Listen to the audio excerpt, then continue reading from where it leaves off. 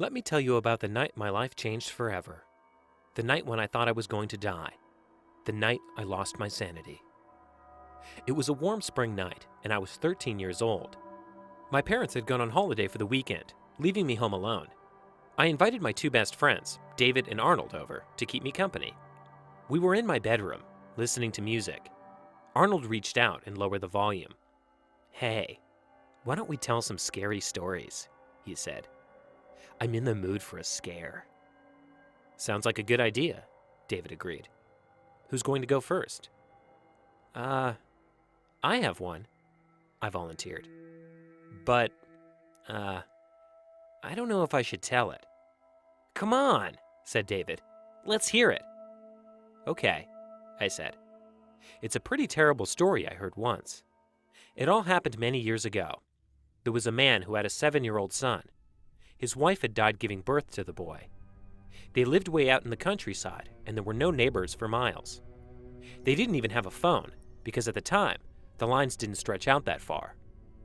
One day, the father came home from work, and he was horrified to find that his house was on fire. He immediately thought about his young son, and he rushed inside, calling the boy's name. When he heard his son answer, he realized the poor boy was trapped in his bedroom. The father ran to the door and tried to open it, but it wouldn't budge. A beam had fallen from the bedroom ceiling and blocked the door. He banged and banged on the door with all his might, but it was too solid. He even rushed against it with his shoulder, trying to break it down, but it was no use. All the time, he could hear his son screaming. The boy was in a panic, screaming and crying out for help. The man kept trying to batter down the door, but no matter what he did, it held firm. He shouted in rage. He wailed in despair. He no longer thought about anything else, just the door and his son screaming on the other side. His son burned to death in the house. The father died too. He never managed to open the door, and he stayed there to the end, desperately trying to break it down until he succumbed to the smoke and the flames. Arnold looked at me in disgust and said, "That's not scary." "I have to admit, it's pretty weak," David agreed. "It's more sad than scary." That's when I decided to tell them the last part of the story. I hadn't planned on telling them that part, but I got carried away trying to impress them. It was so stupid to continue. I should never have told them. "Wait, you don't know the rest of the story," I said. "Ever since then, the father's ghost is still trying to open the door and save his son. And if you say, well, I'd rather not say the exact words. But basically, if you call him and tell him that everything is burning and ask him to come and help you, his ghost will appear at your door and take you away." David looked at me thoughtfully.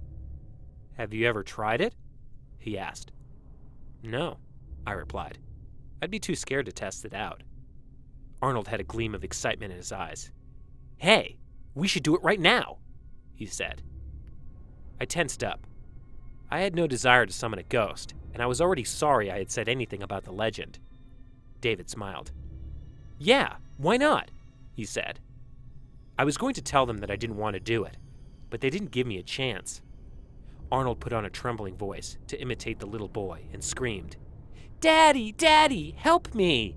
The flames are all around me! I'm scared!" Then he burst out laughing. I didn't crack a smile. But him, he laughed. David watched with his amusement, saying nothing. Arnold started screaming again, even louder this time. "I'm burning, Daddy! I'm burning! Help!" "Stop it, Arnold! It's not funny!" I shouted. I didn't mean to. It just came out of me. I was really scared, and I didn't want to hear him anymore. "What are you afraid of?" Arnold laughed. "Oh, come on. It's just a stupid story. That's all. Not even a good one." With a smirk, he continued. "Daddy, please help me. The fire is burning me alive. All of a sudden, there was a loud knock on the bedroom door. Arnold stopped in mid-scream. We all froze. There was an eerie silence. We all looked at each other. None of us made a sound. Boom! Boom! Boom! We almost jumped out of our skin. Boom! Boom! Boom! "What's that noise?" Arnold exclaimed. "If this is a joke, it's really not funny," said David. His face was white as a sheet. The banging on the door continued. Then we heard a man screaming. Those horrible cries will remain forever etched in my memory. I can still hear them now. It sounded like the cry of a dying animal. It was inhumane and infinitely sad. The banging against the door and that horrible scream continued relentlessly. I was terrified and tried to hide behind the wardrobe. Arnold grabbed a chair and stood poised to strike anyone who entered the room. David curled up against the wall. Tears were streaming down his face. "No, no!" he cried. "What is this? I'm scared!" Immediately, the screaming outside the door grew stronger, even more harrowing, even more terrifying. The banging on the door grew louder. I thought it was going to fly off its hinges. Then panic seemed to overcome David. "I can't take it anymore," he wailed. "I've got to get out of here." With that, he ran to the window and opened it. "No!" I cried. "Don't!" Before I had time to finish my sentence, he jumped out the window. I heard him fall. For a brief moment, everything was silent. Then, I heard him cry out in pain. "Ah! I fell! I'm hurt! My back! Ah! I'm hurt!" I ran to the window and looked out. David lay on the concrete downstairs, screaming in pain. The screaming coming from behind the door got even louder and more crazed. The banging increased. I was going crazy. It was all a relentless nightmare, and David's screaming only added to the horror of the situation, especially since Arnold and I were too scared to leave the room to help him. Then I smelled something. I hadn't noticed it at first, but now the air in the room was filled with an awful stench. It was suffocating. The smell of burning flesh. It was unbearable. I turned away from the window and saw Arnold standing motionless in the middle of the room.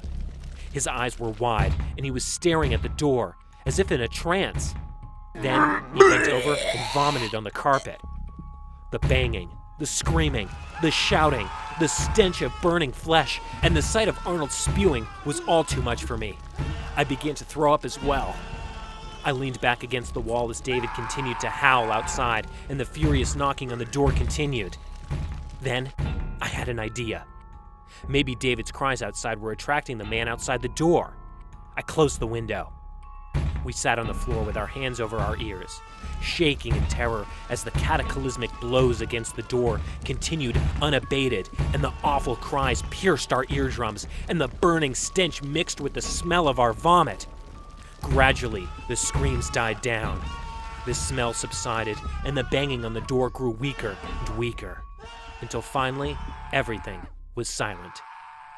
All we could hear was David's muffled cries of pain through the closed window. Arnold looked at me and asked me in a low voice, "What do we do now?" "Maybe we should call the police," I said, "or the fire department, or, I don't know, an ambulance to help David."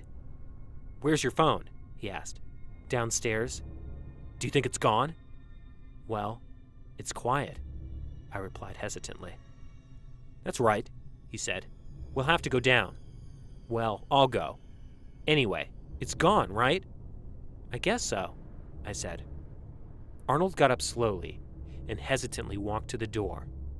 He gently seized the handle and pushed the door open and peeked into the hallway. It was empty. Then, with a smirk on his face, he turned to me and said, "It's crazy. The door was open all the time. This stupid ghost." But he didn't have time to finish his sentence. In a flash, a hand came around the door and grabbed Arnold around the neck. He stood there petrified, without screaming, eyes wide in terror. The arm was blackened and charred. I could smell the burning flesh. Before I had time to react, Arnold suddenly disappeared right before my eyes, dragged through the doorway, and whisked down the hall at an impossible speed. The door slammed shut with a deafening clatter. I got to my feet and ran to the door, but I didn't dare open it. I called Arnold's name again and again, but there was no response. I still couldn't bring myself to open the door. I was afraid that charred man was still there. Nobody ever saw Arnold again after that night. My parents took me to a psychiatrist. I never told her anything, or anyone else. Not even my parents. They would never have believed me anyway. David did the same. He spent a month in the hospital. He broke his back in the fall. Even today, I still have a fear of opening doors. I'm terrified of what I might find on the other side.